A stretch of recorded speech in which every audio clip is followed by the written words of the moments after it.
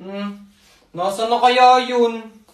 3 oras na akong naghahanap, di ko na nakita. Baka mamaya umuwi na yun, yari yun sa akin.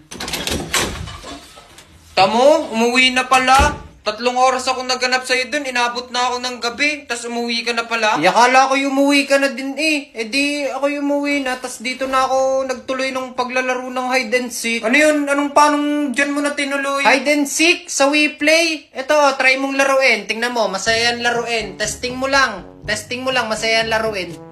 Okay, kailangan ko ditong magpanggap na gamit para hindi nila ako mahuli, ganon? Oo, ganon. Magdi-disguise ka. Okay, sige. So, dito, magpapanggap ako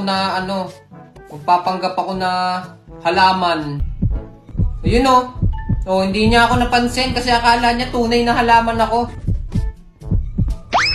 Sala yung suntok. Ayun o. Oh, diretso lang. Hindi ako sinusuntok mo, basurahan. So, lipat tayo. Yun. Sana hindi ako mapansin nito. Yun. Okay, nagpanggap naman tayo ngayon na drawer ngayon. O, di ba? Yan testing natin kung mahalata niya. Yun, nahuli. Tumakbo na kayo. Feeling ko dito, hindi ako mahalata. O, di ba? Yun, nakikita na daw nila yung position. No! O, saan kayo pupunta? O, isala. O, ball 6, 5, 4, 3, 2, 1, naging kama pa ako. Basic! Napaka-basic!